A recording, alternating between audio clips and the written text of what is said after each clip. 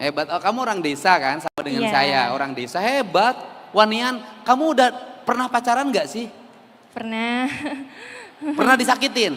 Pernah Oh, banget. pantes. Kamu membutuhkan seorang laki-laki nggak sih?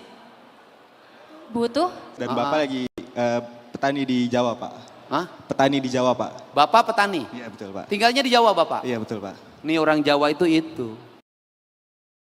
Ini dia Kang Deddy Mulyadi selaku Gubernur Provinsi Jawa Barat. Kepadanya kami silakan.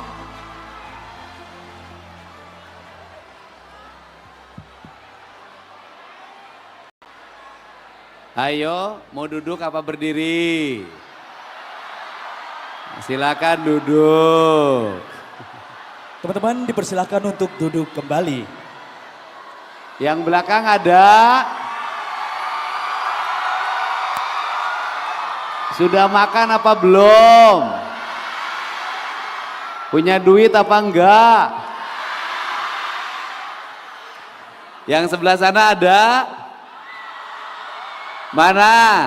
Lambaian tangannya. Yang depan ada? Yang sana ada enggak? Yang sana ada enggak? Angkat tangannya semuanya.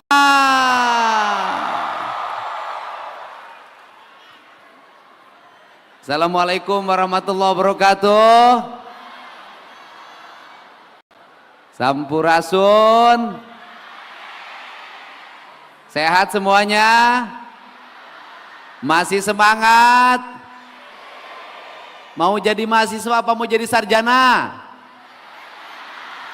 Mau jadi mahasiswa apa mau jadi sarjana? Mau jadi sarjana apa mau jadi pengusaha? Mau jadi pengusaha apa mau kaya? Mau kaya apa mau bermartabat?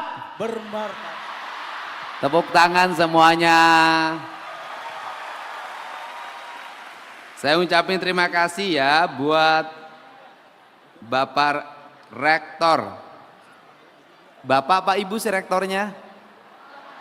Bapak, kemudian para wakil rektor, para dekan, pimpinan universitas, dan semua yang hadir pada kesempatan siang hari ini.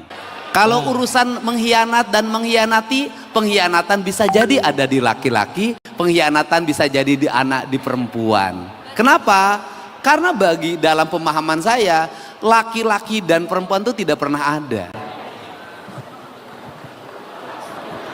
Iya Pak. Hah? Laki-laki dan perempuan itu tidak pernah ada. Kenapa? Karena dalam diri laki-laki juga perempuan. Dalam diri perempuan juga laki-laki. Yin yang, feminim dan maskulin itu kan bukan bentuk fisik. Feminim dan maskulin itu adalah sifat, karakter. Artinya ini sih memang bentuknya adalah feminim, tapi sifatnya maskulin.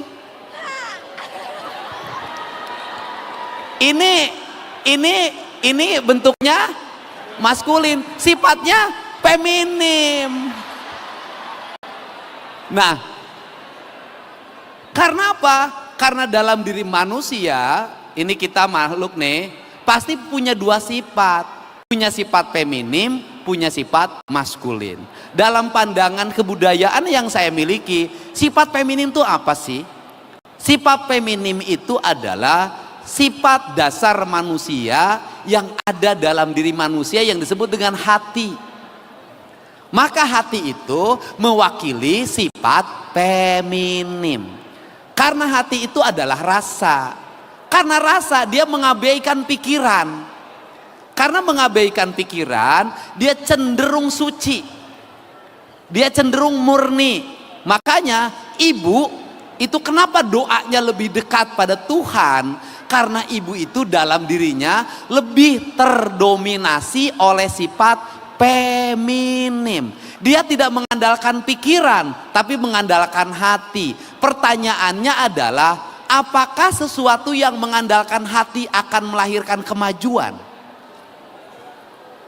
Apakah sesuatu yang mengandalkan hati itu akan melahirkan sebuah sistem manajemen yang kuat.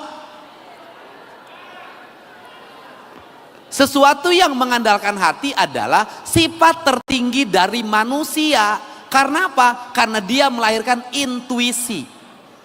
Karena dia intuisi, maka dia punya kepekaan. Karena dia punya kepekaan, maka dia talent yang disebut dengan indera keenam dalam manusia. Dan saya katakan secara ilmiah hari ini, apa yang menjadi keunggulan bangsa Indonesia, suku-suku yang ada di Indonesia, terutama misalnya suku Sunda, misalnya suku Jawa, dan suku yang lainnya, dia hidupnya mengandalkan hati. Dari hidup mengandalkan hati itu lahirlah pengelolaan hidup dengan menggunakan hati. Karena pengelolaan hidup menggunakan hati maka cenderung efisien.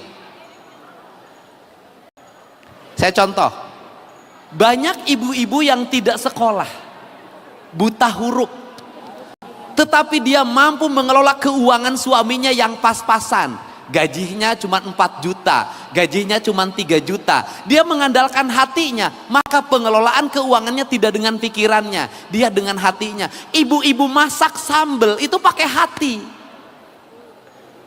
Ibu-ibu tradisional kita yang masakan tradisional itu nggak pakai pikiran, dia pakai hati. Nggak pakai sekian gram gula, sekian gram cabai, sekian gram bawang, enggak, dia ambil berdasarkan perasaannya, dia simpen, dia ambil berdasarkan perasaannya, dia simpen, dia ulek dengan hatinya. Jadilah masakan-masakan tradisi yang unggulan, yang itu menjadi ciri khas kuliner Indonesia, pakai hati. Kemudian yang pakai hati itu akan apa? Melahirkan kebahagiaan. Sentuhan pakai hati itu beda. Orang berucap pakai hati itu beda.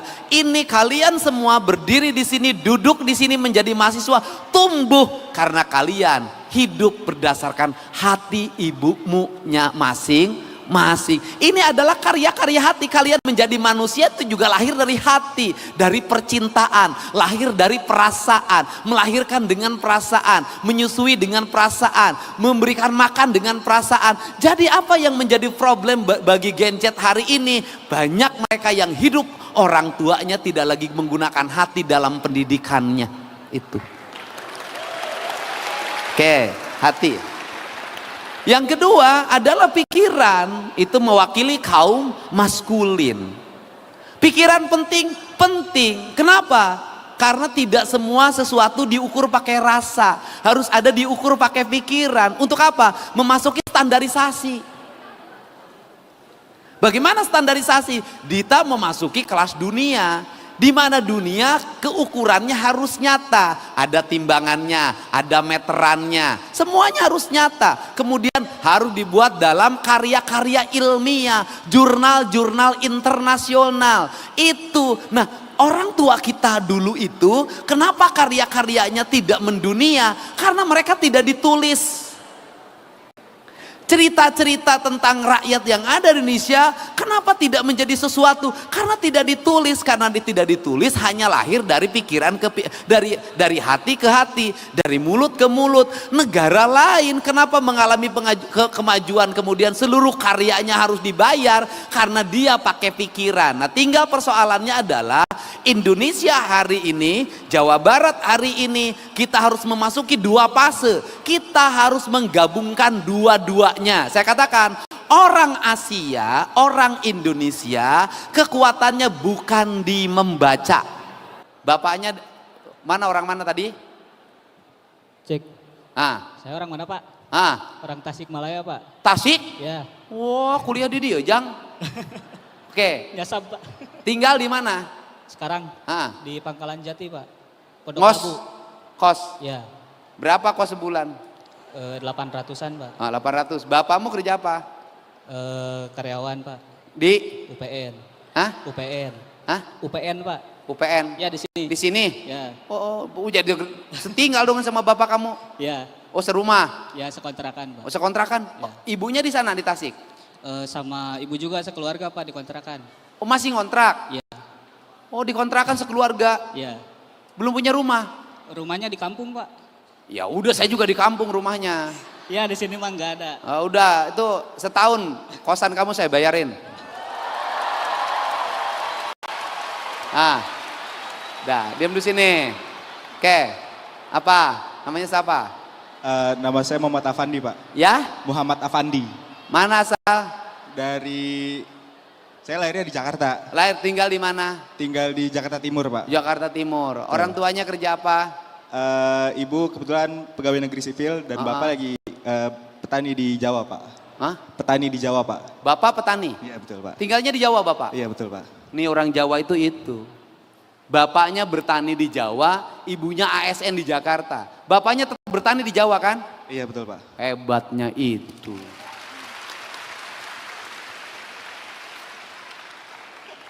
Orang Sunda mah ngahiji ngontrak bareng. Padahal salah satu tinggal di Tasik, bertani. Oke. Nah, terus biaya kuliah dari ibu? Iya, betul, Pak, dari Ibu. Oke, berapa ongkos sehari? Biasanya saya per minggu sih, Pak. Seminggu berapa? Mungkin sekitar 50 sampai 100 ribu, Pak. 100 minggu seminggu. Murah dong? Dicukup-cukupin aja, Pak. Oke. Berarti setahun dari saya. Oke. 500 ribu sebulan. Alhamdulillah, terima kasih. Nggak Pak. usah minta sama ibunya. Siap. Ya, kayak nanti tuh ada. Nah, nih mahasiswa pinter. Amin. Yang berani melawan laki-laki. Amin. Bener. Oke. Ya. Di mana rumahnya? Rumah saya di Kabupaten Tangerang, Pak. Tangerang. Iya, kabupatennya. Kabupaten. Tangerangnya mana? Tangerang, Kabupaten Utara. Ya Tangerang. tahu saya. Desa mana, kelurahan mana? Kecamatan Sukadiri, Kabupaten Tangerang, kampungnya Rawakidang. Hebat. Oh, kamu orang desa kan? Sama dengan Iya. saya. Orang desa. Hebat. Wanian, kamu udah pernah pacaran nggak sih? Pernah. Pernah disakitin? Pernah Oh, banget. pantes. Kamu adalah kamu. Lihat muka dia kayak lihat yang pernah menyakiti. Laki-laki itu memang selalu nyakitin.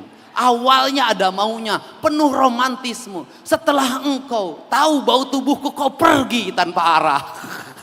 Bau tubuh maksudnya lagi keringetan olahraga. Berapa kali pacaran? Berapa? Pas SMA sekali doang. Hah? Sekali? SMA sekali. Tapi nyakitin? Iya. Sekarang nggak ada minat lagi pacaran? Ada sih. Ada. Cuma nyari yang lebih baik gitu. Katanya udah nggak percaya laki-laki. Kan buat masa depan, Pak. Kan Jadi butuh juga laki-laki. enggak, kan nikah itu sunnah Pak dalam Islam. Enggak, aku nanya. Jadi butuh juga laki-laki. Sekarang enggak butuh. Sebenarnya saya bisa independen sendiri. Saya apa-apa sendiri. Saya Enggak, aku bahkan- nanya aja. Ah. Kamu membutuhkan seorang laki-laki enggak sih? Butuh. Ya udah, butuh gitu. Aku nanya sama kamu membutuhkan seorang laki-laki enggak? Butuh, Pak. Butuh? Aku tidak membutuhkan seorang wanita sedikit pun.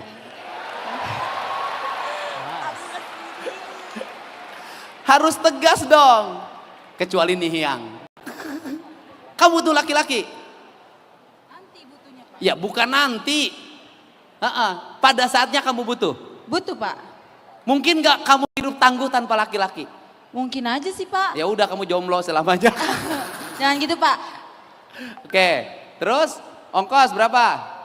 Saya 800 sebulan di kos. Sebulan? Kos ya. Murah ya? Bolak-balik. Di kosan Setahun? saya. Hah? Oh, saya ngekos. Ngekos sebulan berapa ngekosnya? Kos sebulan saya berdua. Kan kebetulan tuh berdua 900. Jadi bagi dua 450. Ya udah, dari saya 500. Terima kasih, Pak. Ke sana. Udah ke sana tuh. Tuh dicatetin, nanti ditransferin uangnya. Ayo. Beres. Ingat ya, itu yang 500 dari laki-laki itu. Kamu belum? Kamu belum? Belum apa, Pak? Belum Ongkos makan. berapa ongkos? Ongkos. Ah, Ongkos saya berapa ya, Pak? Soalnya saya nggak tahu sih. udah 1 juta dari saya sebulan. Sana, sana. Alhamdulillah. Makasih, Bapak. Sarangnya. Semoga Bapak dimurahkan rezekinya, dilancarkan urusannya dan diperpanjang umurnya. Ya. Amin. Semoga kamu mendapat pasangan laki-laki yang tangguh, kokot, kuat, galat, perspeksionis. Amin, ya Allah, amin. Makasih banyak ya, Ya. Pak. Ya, tapi kaya raya. Kenapa, Pak? Aku doain kamu dapat pasangan yang gagah, kokoh, kuat, galak, perfeksionis tapi kaya raya. Amin ya Allah, semoga ya Pak. Doa Bapak dijawab sama Gak Allah. apa-apa kan, perfeksionis juga kalau kaya raya. Gak apa-apa Pak. Galak juga gak apa-apa kalau kaya raya.